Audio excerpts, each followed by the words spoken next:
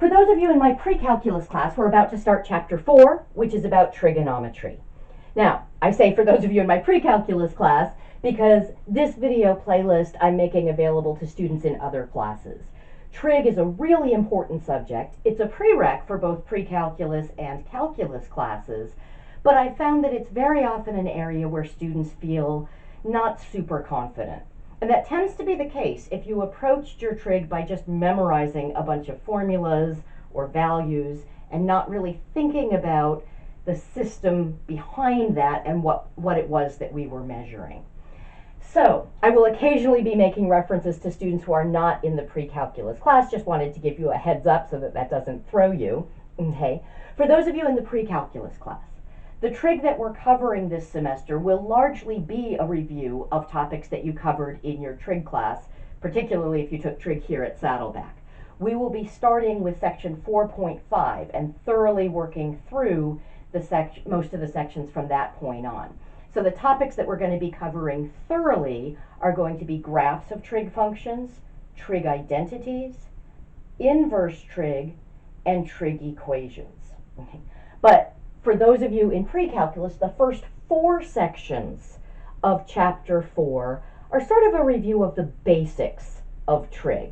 And so I've created this video sequence to go through some of that. Some of you may not need to even watch these videos if you feel confident with that material. Some of you may want to watch that material. And if you're feeling weak on things, you may want to read through those sections of the textbook as well. Okay. For those of you who are in calculus, you may or may not have access to the pre-calculus textbook, but Appendix D in our calculus textbook is the appendix that deals with trig. So that's going to be a good resource for you. Okay. What I want to start with is just a quick review of some of the terminology and then the units for the measure of an angle. And for those in pre-calc, that's in section 4.1. Okay. So when I have an angle is basically just part of a rotation. Okay. So I'm going to have these 2 rays. A ray is just half of a line. So if I extended this infinitely far in the opposite direction, I'd have a line. I've got a ray because I stopped it at this point. Okay. I can call this the initial ray. It's also called the initial side of my angle. That's where we're going to start.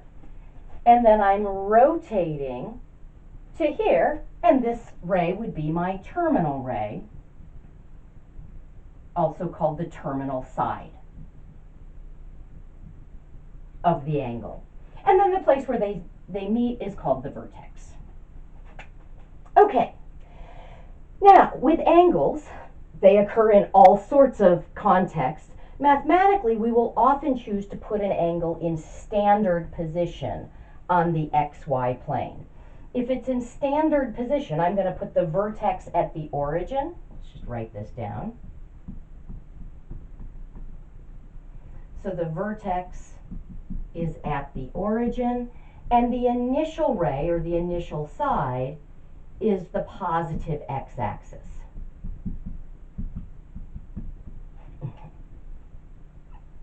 So we'd be starting on the positive x-axis and then rotating away from that.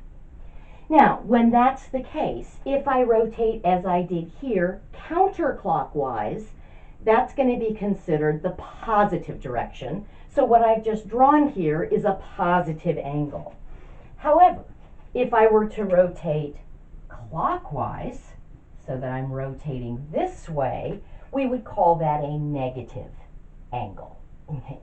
Now, sometimes, particularly in applications, you're not drawing things in the xy plane, you're just given an angle. So you've got something like this, and you'll have an arc drawn here, but with no arrow to indicate the direction of the rotation. When that's the case, it's understood that we don't care about the direction, we just care about the amount of rotation, and we interpret that as a positive angle.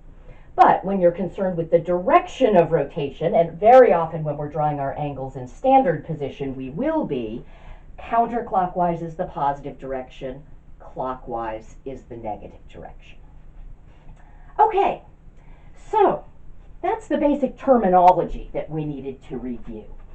If we talk about the units for an angle, there are really 3 units that we tend to use for angles. Okay. There's revolutions, and a revolution is just a full rotation. I often think of an angle as a portion of a revolution. I'm rotating a certain amount, but not necessarily all the way around. I've also got degrees, and then I've got radians. People don't often think of revolutions as a measure of angles. They tend to be used when we've got angles that consist of more than one revolution. So if I had an angle that went all the way around twice, okay, so this is how I would indicate that. The initial ray and the terminal ray are actually exactly the same, but I've rotated to get there 2 full times around. That was 2 revolutions. Okay. If I've got just a very small angle, I'm probably not going to measure it in revolutions. Revolutions tend to be the units that we use when we've got something that's spinning very fast. So if something's going at 200 RPM, that's 200 revolutions per minute. Important to recognize that that's actually measuring an angle. Okay. Degrees is the unit that you probably first saw when you were working with angles. So if I have, for example, a 90-degree angle, which we call a right angle, that just looks like so. With degrees, the units are chosen so that 1 revolution is equal to 360 degrees. So I can think of a single degree as 1/360th of a revolution. With degrees, it is very important that you write in the degree symbol, okay? And the reason that 360 corresponds to a full revolution, we're not 100% sure, because it was the ancient Babylonians who first used this concept, and none of them are alive right now to ask why they used 360. Our best guess is that it had to do with the fact that the length of a year is 365 and a quarter and a little bit days. Okay. Now you might say, oh, they were just off. They thought it was 360. No, they were actually pretty good at measuring the length of a year, but 360 is the number that's closest to the length of a year, that's also pretty nice for dividing up into fractions, because this is evenly divisible by 2, 3, 4, 5, 6. Okay. And there, so it's nice and easy to break up into fractions. Okay. So it's associated with a full revolution. They probably thought the sun was rotating around the earth rather than the earth around the sun, but they had that notion that a year corresponded to a revolution, so it's associated with that, but easily divisible into smaller parts. Okay. All right, radians are the other unit that we tend to use when we're working with angles, and these are the units that we will almost always be working with in calculus.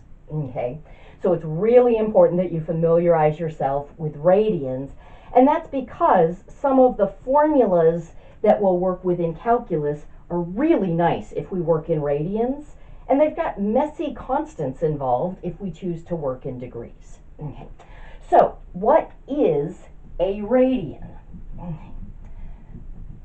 Well, if I were to have a circle centered at the origin whose radius was r,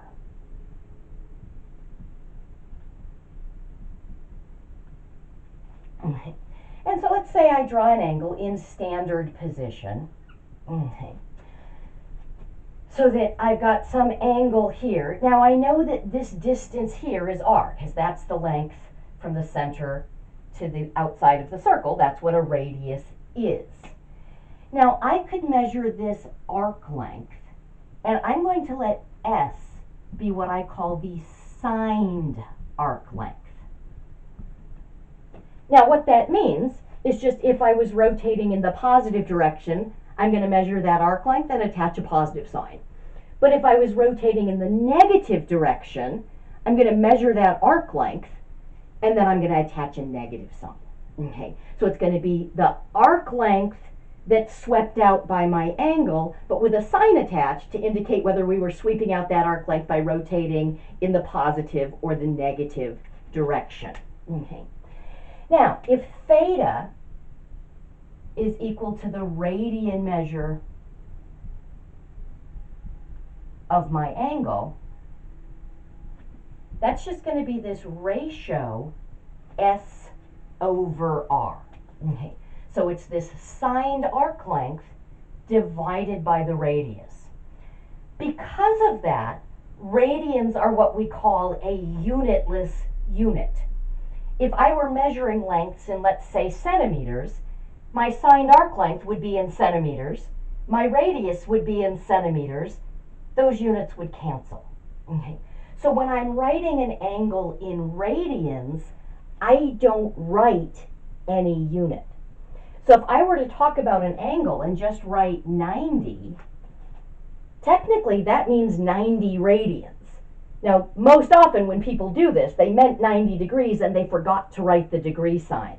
But if you're measuring things in degrees, there's a way of indicating that. If you don't write a unit after the measure of an angle, technically that means that you are measuring that in radians. So do be aware of that, and when you're working in degrees, don't leave off that degree sign. Okay, now that's the definition of the radian measure. Very often in trig, we choose to work with a particular circle, the unit circle. So that would be centered at the origin, and its radius would be 1. Okay. So if I have an angle and I'm working on the unit circle, and I say, okay, let's measure the signed arc length S, but the arc length is 1. Now, in this particular case, if theta is the radian measure of my angle, it just becomes S over 1. So it corresponds to the signed arc length that gets intercepted by the angle on the unit circle. It is necessary that we be on the unit circle. If we're on a circle that's bigger or smaller, we have to adjust by dividing by the radius. Now the definition is the same here. It's just that if I'm on the unit circle, dividing by the radius means dividing by 1, and that gives me just the signed arc length. Now that's really helpful because that's going to help me to figure out what 1 revolution is. Okay? Because if the radian measure of an angle corresponds to the signed arc length that gets swept out, I can say that 1 revolution, I know that's 360 degrees, but what would it be in radians? Well, in radians, it would just be the circumference of the unit circle. But the circumference of the unit circle is just 2 pi times the radius of the unit circle, which would be 2 pi times 1. Okay. So what I've marked off right here is this is 2 pi times the radius of 1. That equals the circumference of the unit circle. And you'll notice I didn't write anything here. If I'm talking about the measure of an angle and I don't write any units, it's understood that it's in radians. So 360 degrees is the same as 2 pi radians. They both measure 1 revolution going in the positive direction.